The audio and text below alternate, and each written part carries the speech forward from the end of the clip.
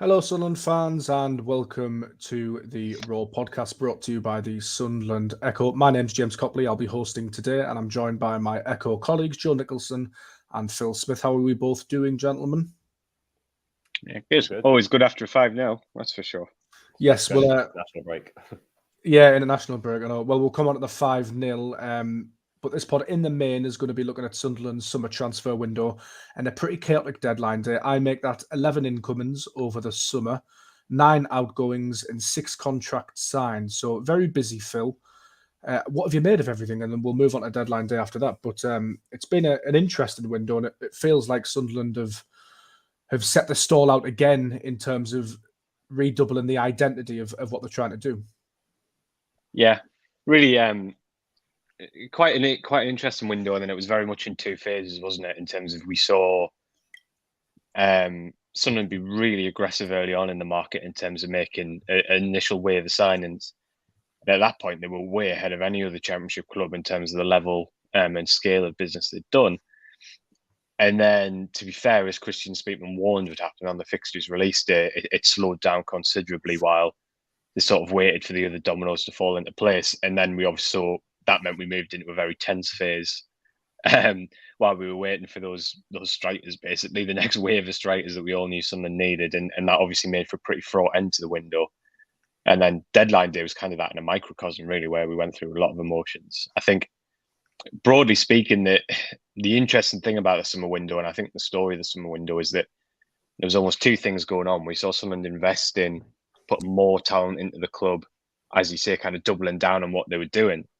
But at the same time, there was obviously this huge challenge to replicate the strength of the team last season. And we all knew that was going to be a huge challenge because it was highly unlikely that Ahmad was coming back. I know there were some talks about him potentially coming back, even though he had a knee injury, but I think we all knew he wasn't going to be coming back to start straight away. And I think we all kind of sensed there was a chance Stewart might go at some point. And it was obviously the challenge was replacing those two huge parts of the team, even though Stewart was injured for a lot of last season. So that was always the challenge. And we probably still don't at this stage have an answer as to how successful that part of it's been. It depends how Mason Burstow fares. It depends how quick Nazari Rusin settles when he arrives in the UK. So a strange window in that, a very exciting one. So much talent put into the team. We can already see how much promise Job's got. It's kind of unbelievable that Sunderland have recruited him. And yet we still have these little question marks, these little uncertainties about whether the team can replicate what it did last year. The signs on Saturday were obviously very encouraging. Yeah, just on that outgoing transfer deals, Joe, I'll just list them for the sake of accuracy. But we've got Joe Anderson on the season-long loan, Alex Bass on a season-long loan, Elliot Embleton deadline day departure on loan to Derby, Isaac Lahaji went to Qatar, Lyndon Gooch off to Stoke City to reunite with Alex Neil, ending his 17-year stay at Sunderland. Carl Winchester left, as did Bailey Wright, so did Leon Diaku. Danny Bath was a deadline day departure to Norwich City. But the headline departure was, of course, Ross Stewart. We've talked a lot in the past about Sunderland probably will sell a player at some point for big money, and this time it's happened. As Phil mentions, there's 4 strikers at the club at the moment, but we don't yet know if any are as good as Ross Stewart and how that dynamic will work. But coming into the last year of his contract, Joe, did you think that Sunderland did well to get the money that they did for Ross Stewart, coming off the injury as well? I think in the end, yes. I think it's obviously a shame to see him go because he was a great player for Sunderland that League One season. He played every game, didn't he, as they got promoted. And then last season in the Championship, although he only played, I think, 13 league games, he scored 10 goals and proved he was a real handful at that level. And he was an excellent player at that level. He was that poacher. He was that focal point. He could run into the channels. He was almost like a complete forward, which are very difficult to find. So it was a shame to see him go. But I think the thing is, Sunderland have been playing without him since January. So they've almost adapted to not playing with him. They played without him for most of last season and still reached the playoffs. So they've almost found a way of playing without someone like Stewart. Obviously, it's better to bring in 2 strikers like Burstow and Rusin, and they're still a bit of an unknown, aren't they? How are they going to adapt into the team? But you'd rather have one of them who are a natural striker up front than playing Joe Bellingham up there, who has done well, but it doesn't seem to be his natural position. So it was a shame to see Ross Stewart go, but I think given the circumstances, given the kind of ongoing saga with his contract. It's been in talks for over a year now about signing a new long-term contract and hasn't signed anything. And it seemed kind of inevitable that it was going to come to an end. And when Southampton came in with that offer, Sunderland, it felt like they kind of had to take it. Also with the doubt with his injury as well, he's still kind of at the earliest, probably going to be back end of September. That's probably at the earliest. So there was still a lot of unknowns around Stewart. So as I say, it's a shame to see him go, but I think Sunderland came out of it, all things considered, in a decent position. And Phil, it does really help, doesn't it, to digest Ross Stewart leaving to Southampton when you turn up the very next day and beat Southampton 5-0 at the Stadium of Light. Had Sunderland lost that game heavily, deadline day in the transfer window starts to feel a little different in the immediacy of that potential result. Yeah, I think so. And the reality is, because we've got a bit of experience, we know that's going to sort of happen through the season. So there'll be days where Sunderland's young side looks brilliant, wins against good sides, and we sort of think, wow, this is amazing. Why doesn't everyone just do this? And there'll be days when, they have a couple of frustrating results or they perform poorly, and we'll be frustrated that there isn't a Lyndon Gooch there to bring off the bench for that bit of bite and intensity, and that there isn't a Ross Stewart there to turn that sort of 1-1 into a scrappy 2-1 win, or however you want to sort of see it. So I think that we are going to go through waves of that through the season. I think we had that a bit last year, and I think that's just understandable. I think the deadline day ultimately was fairly successful, because obviously late on Thursday night, when it became clear that Stewart was going, there were obviously some fears over Patrick Roberts at that point.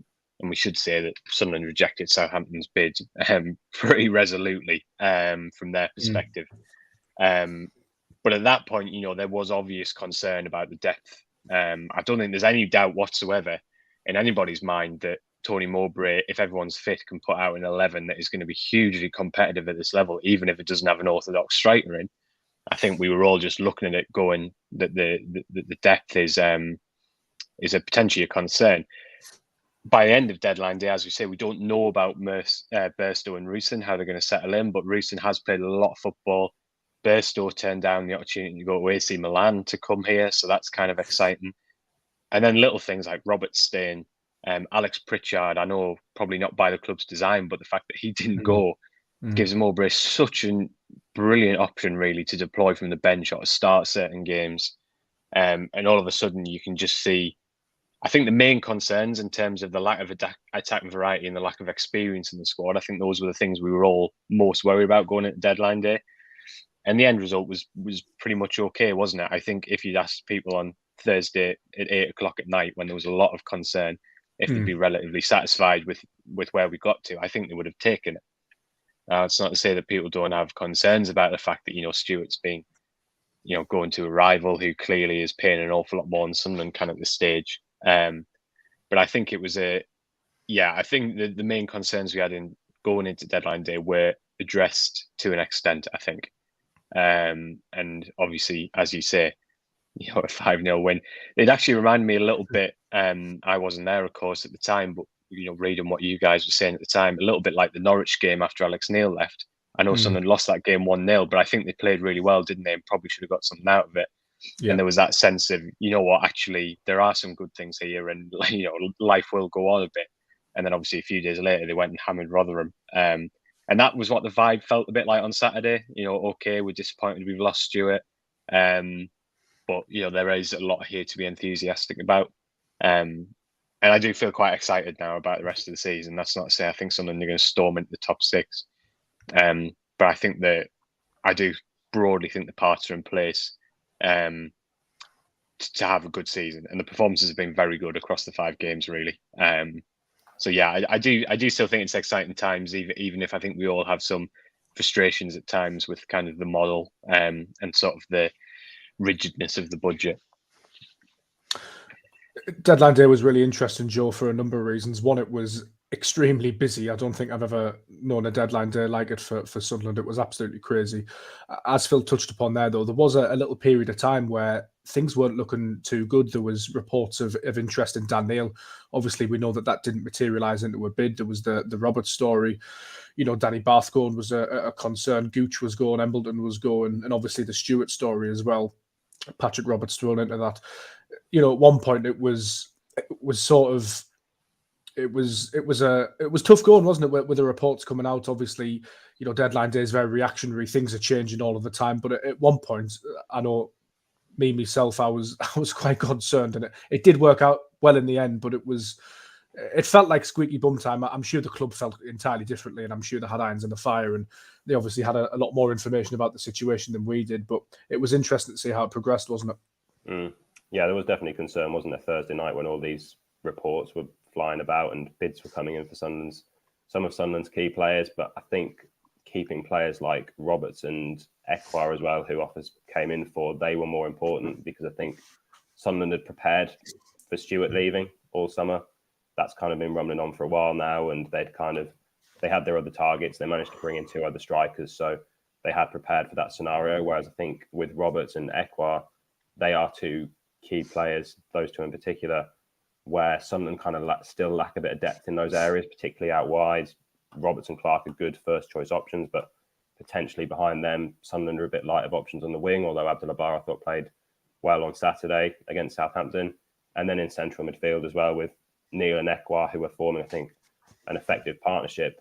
But behind those, with Corey Evans still out, with Jay Matete still out injured, I think there is a little bit of a lack of depth there as well. So they're kind of the 2 areas that I think Sunderland are still a little bit light, but certainly from what was being reported and what was going on Thursday night, as we said before, I think they did come out of it quite well on transfer deadline day, managing to get money. The Jack Clark stuff as well, it was a nightmare. Yeah, and Clark as well, yeah.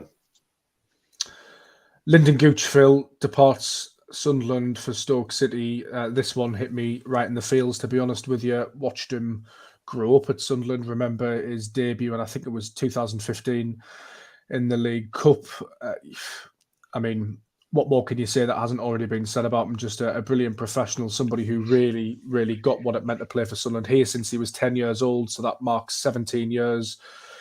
He scored the winning goal at Wembley in the Papa John's Trophy final, which ended Sunderland's Wembley hoodoo, which dated back to 1973. Obviously, there wasn't fans in attendance. From making his debut against Pep Guardiola. But I was, so it's still. Well, you were, so that's all right. Yeah, that's all right.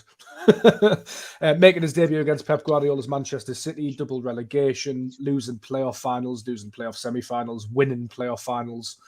An incredible career at Sunderland. I think we'd all agree, an incredible servant and a really, really nice, down-to-earth guy as well. Yeah, I think that we're talking a little bit here about deadline day and the intensity of that and the intensity of the emotions around it. And I think, Sunderland is a real roller coaster. I think it has bigger highs and lower lows than a lot of clubs. There are clubs obviously like that as well around the pyramid, but Sunderland's definitely one of them. And I think that Gooch, for me, kind of had to ride that roller coaster more than anybody else. I think that homegrown players, and I know there's a slight quirk with Lyndon, who has a sort of a Californian / Macam accent, which was always one of his best qualities. But I think those homegrown players feel that intensity even more, I think, because, if you're a Sunderland player, the intensity is incredible. The pressure is incredible, but, you kind of can go home and detach from it. And I'd feel like homegrown players can't really do that. Because they're all so invested in the city, friends, family, their entire lives are tied up in it. And so I think a player like Gooch really does have to live that roller coaster every minute of every day. And I think he kind of summed up Sunderland's journey, really. Even in that period in League One, the incredible highs and lows he went through, times when fans were singing his name, times when occasionally they very definitely weren't singing his name. Like you say, losing playoff finals, dropping out of the team, having to prove himself to various head coaches. Incredibly close to leaving the club just a few months before that playoff final win against Wycombe. Very, very close. Felt like it had come to the end of the road. Lyndon was one of those players who, no matter what, always found his way back into the team, and always found a way to contribute. And I think by his own admission, sometimes his passion probably affected his performance because he wanted it so much. But that is so much respect for Lyndon for the way he kind of rode that roller coaster for all those years and always found a way back into the team, always found a way to contribute, even in sometimes some pretty trying circumstances. And I think, he leaves a pretty incredible legacy, really. Not just in terms of what he's achieved, but all those like moments that everyone can think of. So the Papa John's goal, Scored some great goals for Sunderland, yeah, did Lyndon Gooch. that goal at MK Dons away, which I know for the away fans who were there that day in a 1-0 win, was just an incredible moment because there were so many fans there. Even Obviously, the chip Charlton, against Sheffield United last season was a great finish. So many sort of scrapbook moments. So it'll be a huge miss. I mean, for the entire club, I think, even for staff around the club, Lyndon will be a huge miss. I know it'll be a big miss for fans. Yeah, I can understand why he's gone. I do think it's a real shame. And like I say, just so much respect for the way that he always sort of bounced back, and for the way he was able to come through, what was at times incredibly trying circumstances. Yeah, what sticks in my mind actually is one of the most horrendous games I've ever been at, really. One of the most Sunderland games I've ever been at, just for pure levels of banter. But it was when Chris Maguire's Lincoln City came back to the Stadium of Light. Chris Maguire got a hat-trick, celebrated in Lee Johnson's face. Lee Johnson got sent off. I think Gooch was deployed as a right-back in a back four that day and was pretty poor, probably by his own admission. I think Stewart got a penalty to make it 2-1, perhaps. And then Sunderland were really pushing. Lyndon Gooch loses the ball. Lincoln go up and score a third. And I was in the stand that night. I think I was in the East Stand, the side that Lyndon Gooch was on. And he was getting so much stick, it was unbelievable. I actually thought then, Joe, that could have been the end of the road for him. I just remember sitting there thinking, how on earth does he bounce back from that? Football fans we know can be unforgiving. Some of the abuse he received that day and that night was extremely borderline for me, especially for a homegrown player. But then a few short months later under Alex Neil, we were in the mix zone with him at Wembley, and he, there was tears etched on his face and real emotion. You could see how much it meant to him. Well, he said in the club interview as well, didn't he, that he did kind of his goodbye, that if sometimes it probably meant too much to him and he probably tried too hard, and maybe that affected his performances. And you could tell that he was genuinely a player that wore his heart on his sleeve, and he was gutted if the team lost. And you mentioned that kind of moment at Wembley where it clearly meant a lot to him, and his versatility in the team. I think he even said that's probably the reason why he kind of had such a long career at Sunderland, because he was able to play at right back, on the wing, at left back. Even at the end of last season, he was playing as like a left-sided centre back in a back three, and you could kind of move him around, and that he'd give his all for the team. So yeah, it's a shame to see him go. Also a shame to see Danny Bart go as well, another popular player with the fans, another popular player in the dressing room. And we have said before, haven't we, that Sunderland have maybe got to be a bit careful with kind of moving on these more experienced players that are clearly big characters in the dressing room, people like Bart, people like Gooch, and then bringing players in from abroad that perhaps maybe don't speak the language as well. Gooch, Bart, O'Nien, Pritchard, big players in the dressing room that helped on a lot last season. Bailey Wright's another one that's moved on this summer. So they are difficult players to replace, but clearly they weren't going to be playing week in, week out. So Sunderland felt that they could move them on. And in respect to them, really, to go and play more first-team football, clearly Gooch was not first-choice right-back anymore. Clearly Danny Bart had fallen down the pecking order as well after being player of the season last season. So Sunderland wanted to allow them to go and play football, and that's what they've done. So you could be seen as a gamble, but that's kind of the policy that Sunderland have taken on and want to kind of maintain. I want to touch on the deadline day incomings again, just briefly. Phil, my French isn't the best historically on this podcast. How are we pronouncing the attacking midfielder's name, in your opinion? You're muted. Yeah, I was deliberately muted so I didn't embarrass myself. No, I'm not 100% sure. I think we need to find out the correct pronunciation. That's a job for all of us. So nobody listening to the Raw should take it as my Awiche. Possibly. I mean, we could call him Adil for the purposes of this podcast. Yeah, we need to find that out. I think that from what I can gather, he's I think he's probably primarily a number 10, I think, but obviously the competition for places in that position is pretty strong. I would definitely expect to see him play out wide at times, in the way that Barr does. He's an attacking midfielder who likes to get the ball, dribble past players, cut inside. I think we'll definitely see a lot of that of him. I'm told he can also sort of play in centre midfield as a very attacking player. Whether we'll see Mowbray do that in the Championship, I'm not so sure. So we'll definitely see him operating out wide at times, through the middle at times. Pembele, I think very exciting talent. Primarily a right back, I think, but can play both full back positions. I think he is someone who will probably take a little bit of time to see the best of him. He only returned from an ACL injury earlier this year, I believe, and obviously hasn't had much of a pre-season. So I think that's one where he is definitely sort of longer term signing. I wouldn't expect to see him in the starting lineup against QPR. So yeah, I think they're a pair who were very much, if you think back to Mishu last year, really, actually, he hadn't had much of a pre-season, and it took him a few months, didn't it? And then towards the second half of the season, we started to see him really make an impact. I think the idea is probably pretty similar here. And from Sunderland's perspective, they've obviously given these guys 4 or 5 year contracts. So they're not being signed purely for the here and now. Obviously, there's a hope they'll make an impact this season. But these are long-term projects, both for player and for club. Whereas there's an obvious difference with a Mason Burstow, who's here on a season-long loan, and I would strongly expect him to be in contention for that QPR game. So, yeah, Reeson maybe somewhere in between. I think obviously there will be a period of adaptation. He's coming to a new country, a new team, a new division.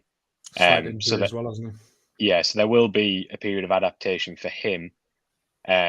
But at the same time, he does have a good level of top-level experience, and I know that he is very much seen as someone who they are hoping will help fill the void by Stewart pretty quickly. So, yeah, four interesting signings. I think all very different ones in terms of when we'll see them, and how quickly we should expect them to be kind of regular starters. Joe, just on Pembele, he's got brilliant pedigree. He's been capped for France's under-16s, under-17s, 18s, 20s, and he's played at the Olympics. Played a little bit for Paris Saint-Germain. Been on loan at Bordeaux as well. Comes very highly rated. Obviously, Phil mentioning a little bit of an injury, but potentially long-term, having him and Try Hume, if the Pembele transfer does indeed work out, that looks really, really strong to me. Obviously, Try Hume's shirt to lose at the moment because he's been superb, culminating in that assist at the weekend against Southampton. But the strength and depth maybe just starting to show through in a couple of positions now. Well, Pembele is basically the replacement for Gooch, isn't he? Coming in at right back. So Hume is you'd think still the first choice, and then Pembele is the one that's now going to come in and potentially challenge him. It looks like he can play. He's quite an attacking fullback by the sounds of it. He can play as a wing back. He can play as a fullback as well. So it's going to probably take him time to adapt. New country, new league. As you say, he's had that injury setback. He's still only 20 years old, but looks like an exciting player. But there is going to be that kind of, if Hume gets injured, for example, or if Hume is unavailable, he's probably the guy that comes in. I suppose you could move O'Nien across and kind of rejig the defence, but he is going to be a player that potentially could come in. He's only an injury away from coming into the first team. So it'll be interesting to see how he does. It's another exciting signing. One thing we have kind of found from kind of the last few signings that Sunderland have made is they have got an eye for a player, whether that's from a Premier League academy, whether that's from abroad. The record over the past kind of 2 years has been pretty good. The players that they've brought in that have got limited first team experience, and those players have been able to step up. People like Sirkin, people like Elise, people like Hume. So the record's pretty good, but we'll see how he does. And yeah, it may take a bit of time for him to adapt. Just quickly before we head to the Southampton game, Phil, another aspect that Sunderland have been pleasing in during the summer has been contracts. They've been extremely proactive in this area for a long time, but it's gone up a notch again this summer. Hume signed a new deal, so he'll be here till 2027 with the option of another year. Luke O'Nien till 2026 with the option for another year. Dan Ballard tied down to 27. Dennis Sirkin to 26. Chris Rigg obviously was persuaded to sign that scholarship deal, and Tommy Watson as well has just signed his first professional contract. And if you cast your minds back, there was a glut of scholarship signings of quite highly rated youngsters at Sunderland who just seem to be retaining players a little bit better now, especially through the age groups. Obviously, there's always a caveat. Toby Bell went to Chelsea and whatnot. You can't keep hold of everybody. But by and large, it's an area in which Sunderland have seriously improved. Just thinking the obvious comparison to make is, and it's been made on this podcast many times, but under the days of Donald and Methven, it was a very, very different story. Yeah, I think that's just stability and strategy, isn't it? I think Sunderland, not just under Donald and Methven, I think under Ella Short as well, I think it would be fair to say, excuse me, for a period of probably about 10 years, really, Sunderland were living from window to window. It was get to the next window, address any emergencies, try and steal, get to the next. Whereas obviously what we're seeing now is a much longer term view. And that also applies to transfers, as we were just mentioning there with Joe about players like Pembele, the feeling in a position of strength where you can sign players and give them a little bit of time. I think that all comes back to having some genuine strategy and some genuine stability at the club. And I think the other thing to say as well is, it is context when we discuss Stuart. So we were all disappointed when, Stuart didn't sign a new deal and commit his long-term future at the club. My personal feeling is there was probably a bit of an opportunity missed when Sunderland got out of League One. Maybe if Sunderland had pushed harder or pushed the boat a little further, maybe they would have got something done. Of course, we'll never know that. But the point I'm making is, it is an area where Sunderland have improved dramatically in a relatively short period of time. And especially these young players, they're managing to present them not just a place in the first team, that's only one part of it, but a development program as well, where these players genuinely feel as if they're going to take the next step in their game. And that's a really important part of it, something that wouldn't have happened at Sunderland 6-7 years ago. Every single first team and academy player has an individual development program. They're specifically signed to a coach to work with them one-to-one on that development program. And that's why, we shouldn't gloss over, the significance of Chris Rigg signing the scholarship deal when he 100% could have got Newcastle or Man United. The pathway to the first team is part of the reason the players are doing that. But the other factor to it is that development program. And it's something we need to bear in mind as well when we have frustrating days in the season. You can't keep young players and not play them. So when we have those dips, that is going to be a factor as well. So I think you're right to flag it up, and it is definitely context when we talk about Stuart as well, that although they weren't able to do it in that particular scenario, it is something they've been pretty proactive with generally. It feels unthinkable, actually, when you cast your minds back to the Ella Short era, as you say, Phil, and the Donald and Methven era. Sunderland are now fielding in their first team England's under-19s captain, and then Chris Rigg has captained under England under-16s, and then captained the under-17s last night, which is mad. I never thought Sunderland would be that club, but Zach Johnson captained as well, England under-18s in the summer as well. So we should mention that as well. Absolutely, it's really exciting, I think, Joe. And just on that man, Chris Rigg again, his name keeps popping up. He managed to score against Southampton in a 5-0 win off the bench with a header, which I possibly didn't see coming as his first league goal. He becomes the Championship's second youngest ever goal scorer behind Jude Bellingham. He's already the League Cup's youngest ever goal scorer, beating the likes of Wayne Rooney. Sunderland's youngest ever goal scorer. He's clearly there on merit, and hugely exciting. I think the exciting thing as well with him is we still don't really know his best position either. Similar with Bellingham as well, as you said, like you wouldn't probably have expected his first goal to be a late run into the box and a header, because he's played in different positions. He's played as one of the deeper midfielders. In pre-season, he started playing as more of a number 10. And he's so young that he can mould his game and adapt his game into different positions, similar to Bellingham as well. So clearly a lot of potential with both of those players, and clearly a very young side that is only going to get better on paper in theory, because their peak years should be ahead of them, a lot of these players. So you've got Luke O'Nien at the back, still only 28, and he's probably the experienced player in that side. So and he's just signed a new 3-year deal as well. So definitely a lot to be excited about. The players coming through the academy, there's clearly a pathway there. And then that kind of shows players are now putting their faith in Sunderland. Think back to Dan Neil signing a new contract earlier this season. He clearly now believes that Sunderland, he can reach the Premier League with Sunderland, because he sees that progression, that pathway. And he's not the only one. We've seen this summer a lot of the younger players have signed new deals and have shown faith in the club that they can kind of keep going and progress their career at Sunderland rather than having to go elsewhere. So certainly very positive signs. And I guess, Phil, Sunderland's 5-0 win against Southampton in the Championship, it was sort of confirmation of what we've been saying on the podcast in terms of, whilst the results might not have been there in the early part of the season, the eye test was actually still good. The performance indicators, the markers and the stats were actually quite good. Sunderland just maybe lacking a little bit of cutting edge. But everything clicked against Southampton. They executed the game plan to perfection. They knew what they were doing to hit Southampton on the counter-attack. They knew they were going to have to concede the possession, but they had a plan for that. And the day went perfectly, really, did not? Obviously, Jack Clark, whose name had been bandied around on deadline day, reports of him being unhappy. He scored to sort of quell those. Pierre-Ekwa, who'd been linked with a move away, getting two, developing superbly. Bradley Dack getting his first goal, and then the icing on the cake with Chris Riggott was a real classic day.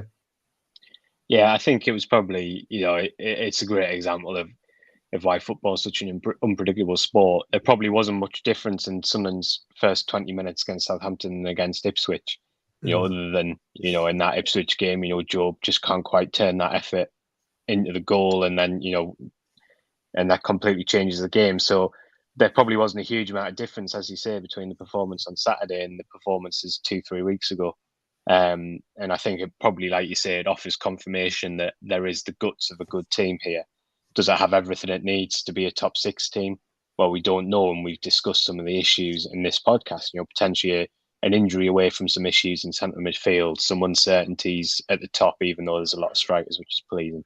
But it certainly shows that there's sort of a good side here. One thing I do think, off the back of the Coventry game, the previous game as well, I think the intensity out of possession has gone up another level in the last couple of weeks. I don't know sort of why that is, what the factor for that is, whether there's been a bit of a reset or just fitness growing or what. But I think the intensity out of possession, Coventry were a really good side, and that was a really tricky game.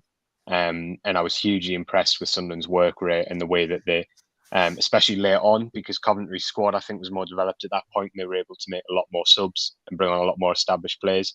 Took huge effort from Sunderland to get a clean sheet and something out of that game. And I think they, out of possession, they brought that into the game last week. And I think they wanted it more. I thought Neil and Ekwa dominated in midfield, which is not an easy thing to do against that calibre of player. So while I think that, the performances broadly, like you say, have been similar in quality, I think we've seen that intensity from the end of last season. If you think back to the clean sheet away at Burnley, the clean sheet away at Norwich, beating West Brom, I think that intensity is kind of back. And if that continues into the next group of fixtures, hopefully, it marks the start of a really exciting period. Just on Pierre-Ekwa as well, Joe, what a performance. He was very surprised not to get man of the match afterwards. Gave a great interview as well. I think you spoke to him afterwards. Just comes across as a really good character to have around and a really good footballer as well. If you compare his value from when Sunderland signed him to now, arguably another 0 on the end of it. He's fast developing into a pretty important asset for Sunderland, and given the current transfer climate with the money banded around for midfielders in the Premier League, not that I'm trying to sell him at all. I hope he's at Sunderland for a very long time, but the point being that he's growing in front of our eyes, and that's going to be very beneficial for Sunderland, I feel. Yeah, he was excellent, wasn't he? He was excellent on the pitch, and he was very bubbly personality off the pitch. It's the first time I've spoken to him. Phil even gave him a 10 in his player ratings. He was that good. Yeah, he was outstanding. Ekwa. It was an all-round midfield performance. There was only 2 goals. He was doing the defensive side of the game. He was tracking back into his own box a couple of times and making interceptions. I mean, the 3rd goal where he intercepted a Southampton pass, beat one man, beat a second man, and then drilled one into the bottom corner was an excellent goal. And it just makes you wonder how West Ham allowed him to leave for such a small fee, or if that a fee. We're not even sure if how much Sunderland paid. It was a very small kind of amount of money to bring Ekwa in, and just makes you wonder how a player like that can go under the radar. And Sunderland have obviously recruited him very well, and are now reaping the benefits of that. I think he works well alongside Neil. I think the way that they can rotate. I think we've spoken about it last season, that at times when Neil dropped back into that holding midfield role, he looked quite isolated at times when he was kind of adapting to a new role. I think now Ekwa in there as well kind of takes a bit more responsibility off him to be that sitting midfielder. And speaking to Ekwa afterwards as well, he said one thing that Tony Mowbray has always said to him is take more shots from the edge of the box. And we saw what he can do on Saturday with 2 goals, even though maybe the goalkeeper got a hand to one, maybe should have kept one out and one took a deflection, but it shows what he can do. And he's got all the attributes to be a really top player, and Sunderland have done very well to pick him up for a very small amount of money. Indeed, probably the best thing David Moyes has ever done for Sunderland. Lots of reports flying around about Echo at the moment in terms of sell-on fees and percentages, but I think it's one of those where you're just enjoying playing at the moment. We're going to end the podcast, but Phil, you've been for a sit-down with Christian Speakman over the past couple of days. Tell us about that. Tell us about what content you're going to have coming over on the Sunderland Echo website in some shameless promotion to tail off the podcast. Yeah, well, I think obviously people will have, I would assume will have seen Christian's interview with the club now, which, he spoke with the club about the general strategy for the summer window. So I would just say we've probably got, a few pieces to look out for over the next week, which hopefully will go into a bit more detail on some of the big talking points that we've been talking about on this podcast, really. Some of the big deals, what happened, what didn't happen, and what it all means moving forward. So yeah, there'll be lots of little bits and bobs from me over the next few days, which we'll keep posting. So keep an eye out for that. I think it'll hopefully give a bit more background to a lot of this kind of things we've been talking about today. Excellent. And how are we all spending the international break off? The work doesn't stop, but you don't have to attend games. What are you both up to? Well, I'll be last game of the cricket season on Saturday, so that'll be my day. And then fit and firing again after the No. I'll just be I'll be enjoying the sun. Hopefully, it'll probably start raining now that I've said that. Joe, what are you up to? I'm actually at a wedding on Saturday. Not my wedding. No, I was going to say you've kept that quiet. If so, right. Well, we're mumbling now. We're rambling. So on that note, we'll end the podcast. Keep an eye out for the speaker interview with Phil over on the Sunderland Echo website. There's also a boatload of other content around transfers, Southampton, and there'll be some preview of the QPR stuff, as well as keeping abreast of all of Sunderland's players whilst they are away on international duty. Thank you once again for listening.